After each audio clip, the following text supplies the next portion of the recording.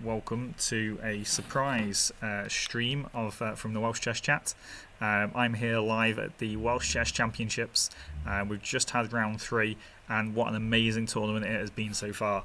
So one of the things that I really want to just show you is just what happened before the tournament actually began. We had a few late entries come in, and so this is the lineup for it. So we still had Jose as the number 1 seed, closely followed by Dan.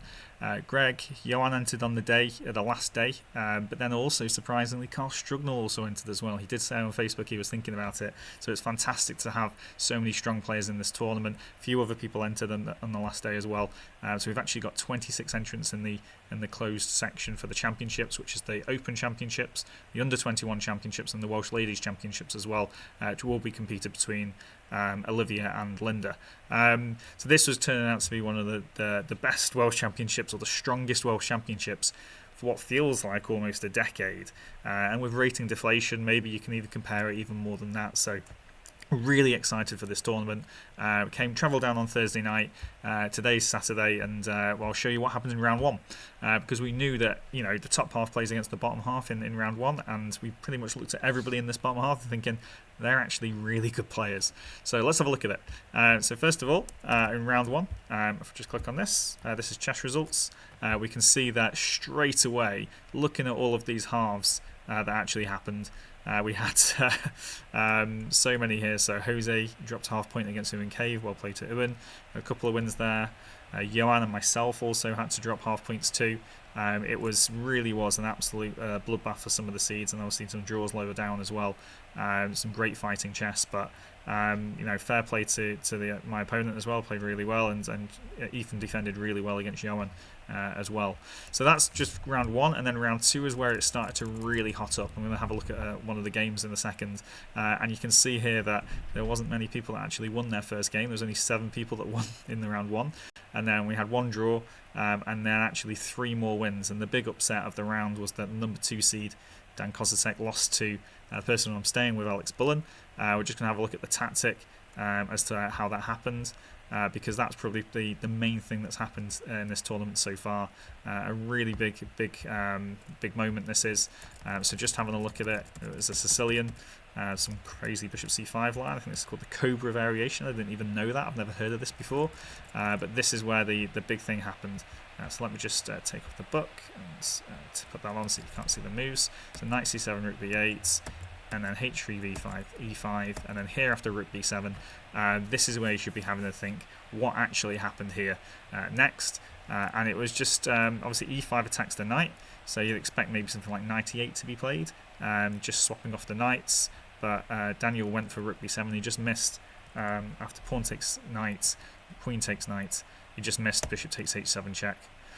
And this is just a huge moment in this game, and here he's just basically a piece down, a whole rook down, and played on for a few more moves, but it was quite easy for Alex to mop up. So that's the pivotal game in round 2 that has kind of set the stall out for this tournament. Anybody can beat anybody at the moment. We moved into round 3. I dropped another half point as well, by the way, to a very good up-and-coming player. He's played very well in my game. It's really difficult to get a win, so I had a terrible first day, but Johan managed to get a win just in the end against Alan Pleasance, so he's doing quite well. But Greg also won, so that meant that actually going to round 3, Greg and Alex were the only people on 2 out of 2. So after 2 rounds, there was only 2 people on 2 out of 2, and guess what happened when they played? They drew, and there wasn't very many moves as to how that happened. But there's still 2 games playing. We've got Joe Fatale against Ethan Rathbone-Jones, and Chen Chen Wu against Alan Pleasance. They look like they're in endgames. I'm not going to click on them just because I don't know. I'm actually in the next room right now. I'm reporting direct from the championships. But the big news of this round, though, is that Jose lost another game. Not another game, his first game, because he's dropped a whole point there. Carl Strugnall, who, by the way, used to be way over 2300, very good player, used to playing against GMs on a regular basis, is going to beat them, and he's got 3 other draws in the top, and all of these other people like myself that are on 1 point, I've won, so I'm going to be only half a point behind. Sven, Sam Dukes as well. And then whatever happens in these two games too, there's a load of people bunching up at the top. It really is. So if we look at the ranking cross table after round 3, there's still some games to finish, of course, as well. But you'll look how close it is. So there's a few people on 2.5 points, and then a load of people that are going to be on 2 points as well. So this is really shaping up to be an amazing tournament so far. If we just go back on here, we also have actually I'll go back on this one. We also have the Open Championships, so let's just have a check-in on that, just to see what's happening. Looks like there's 9 people that were on 2 points after 2 rounds.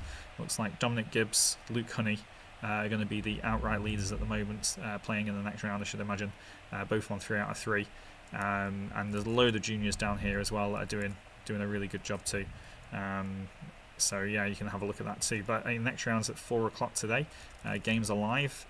The way to get to the games, by the way, is that if you go to the Welsh Chess Union website and then you click on the entry, it has it here actually as well. Actually, there's 2 ways. So here you can go Championship Games on Live Chess, or if you click on Entry Form, they also have the links down here as well. So if you want the Championship Games, you can click on. I click on the Live Chess one. It's a bit easier to manage through than the Live Games. And you've also got the Open Live Games as well, which you can click on too. So just have a click on these. So for example, that's David Roberts against Mackenzie Archibald, and so on as they go through. But yeah, really amazing tournament at the moment. Absolutely anything can happen. I've got no idea who's actually going to win the closed section at the moment. It's just so many people are fighting at the top. It's so close. There's only half a point in it between 8 people. Nobody's on 3 out of 3. The top 2 seeds actually, which are Daniel and Jose, they're both on 1.5 out of 3. That just shows just how strong a tournament this is.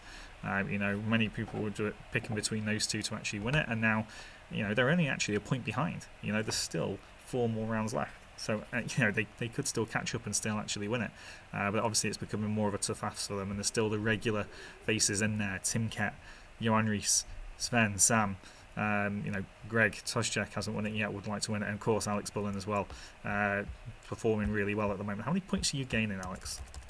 24.8 rating points. He's told me as well that his live rating is higher than mine. Really, really annoying. But good luck to him, and I hope he does well too. Right, I've got to go because I'm guessing these games are going to finish and the pairings are going to come out, and I'm going to be doing some preparation for my next round's opponent, whoever that might be. But by all means, watch the games, comment on them. I think a few people are doing so. And yeah, thanks for watching, and yeah, hopefully I can do some more reports in the future. Bye bye.